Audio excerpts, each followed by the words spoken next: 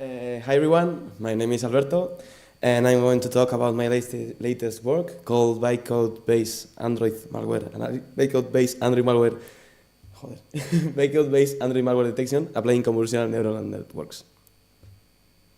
Well, this is the content and the order that I will follow throughout my presentation. So in the last few decades, the use of mobile devices has increased significantly due to the large number of conveniences they offer.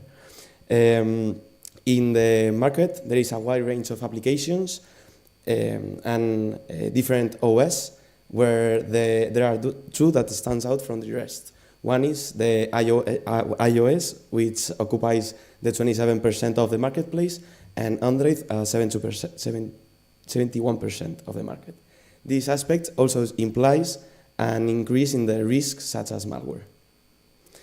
So in the last few decades, the malware has evolved, and we see new families and types. Broadly speaking, we can find four main categories, which are spyware, which is the one which extracts your personal information and then sends it to attackers.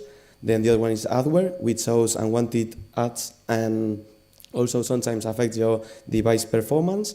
Then ransomware, which encrypts your personal data and then demand for a payment in order to encrypt it. And banking trojans, which steals your banking account information, credit card information, and so on. So our developers sometimes provide some mechanisms to address those kind of risks.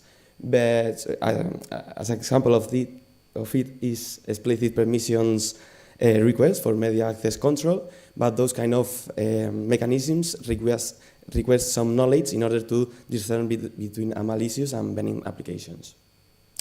New malware samples are quite sophisticated, and they use some techniques such as encryption and code obfuscation in order to avoid the detection from the antiviruses. Well, so in this work, we propose a malware detection method applying convolutional neural networks. This methodology is composed by two main phases. First one is how we disassemble an Android application and take the raw Dalvik bytecodes. And the second part is how we do the transformation and then the process by the neural networks.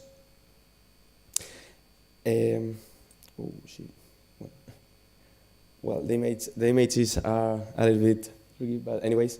Well, our methodology, first of all, is the process of extracting the text file. The text file is the Dalvik executable file, which contains all the relevant information about the application. It is the methods, the strings, the code, everything. It's compiled. It is formed by binary. Well, it is a binary file which contains all the byte stream. So then we perform a dump from hexadecimal values into decimal values. Once we have the decimal stream, we transform it into RGB representation. In this transformation, the values which have an equal to ASCII values, we transform it in one color, and then the other ones in another ones, because there are some studies that shows that this can affect into different results and forward results. And once we have these RGB representations, we just join the pixels and convert it into images. And this is a graphical representation. Under this representation, there is the schema, because it is a PDF, so it have overlapping. Anyways, well, so in our experiments, we conducted it with a dataset of 3,000 applications, which was created using the Copper Droid virtual machine, which is a virtual machine that uses the dynamic analysis. That is the analysis which is done in the runtime instead of static analysis. And this dataset contains applications categorized in adware, banking, SMS, riskwork, and the benign ones. So, well, about the experiments we conducted, we explored the use of transfer learning to fine-tune 3 different pre-trained networks. In this case, the VG16, ResNet 50, and Inception V3. So, in order to assess the performance of our networks, we define the use of three different metrics: precision, recall, and F1 score. And based on those metrics, it appears that the VG16 performs the best overall. The other ones achieves quite similar results, and after seeing those results, it's quite challenging to determine what case is more crucial, if the false negatives or the false positives. So, well, in conclusion, our research prove the viability of our methodology of using convolutional neural networks to detect malware in Android by transforming all the byte stream information into images and then processing with the neural network. Also, we prove that the potential for this methodology to apply in a real-world scenario. So, in the future work, we are planning to explore the explainability of these results in order to know what is the decision-making process that our networks are taking. And furthermore, we aim also to test its effectiveness in detecting it with various subcategories of malware. So those are the references I use throughout my presentation. And that's all. Thank you everyone for your attention, and I'm glad to answer any doubt or question or whatever. So thanks everyone.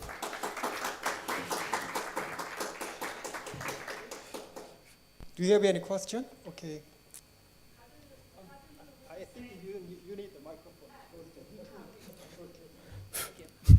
How do you represent or do the conversion from the data to the image? Well, it's quite simple. The explanation is under this, but as we make it into PDF, we lost the other image. But mainly is getting the binary data, and then the binary is in hexadecimal, then transforming it to decimal. Once we have the stream of decimal, we convert it to RGB representation. The values are between 0 and 255. And how do you decide the size of the images and the relation about the rows and columns? Because when you use images, you have the information about all the pattern that like 2D, dimensional information. So why you have a one-dimensional program and change it to a I don't know if I it was an approach to test the use of convolutional networks with images in order to detect malware. And then the easiest way of this was by transforming into images. It was like this. Thank you very much. Yeah. Anyway, his answer is that because he used the 2D convolutional neural network, that's why the input is placed in two-dimensional way. Right, size, right. Also, you know that every program should not be the same size, right? That's true, that's true. How can you make that size? That was quite challenging, but the first approach we have is that the DEX files is composed, the first rows is rows are the methods, then the strings, and then we try to fit all in the same places in order to compare it well with the other ones. So, yeah. Okay. Any other question? No question. Then lastly, have you tried to compare your method with any other one? Actually, as far as I know, there have been some approaches to use convolutional neural network to classify the malware encoded in byte code. So have you tried to compare your result with any comparable method? With other methods, you mean? Or, yeah. You mean with other networks? I don't understand your question, sorry. Anyway, there are many methods to solve the same problem. So can you explain about that comparative study? With, I don't understand your question. Other methods. Other methods of detecting? Yep.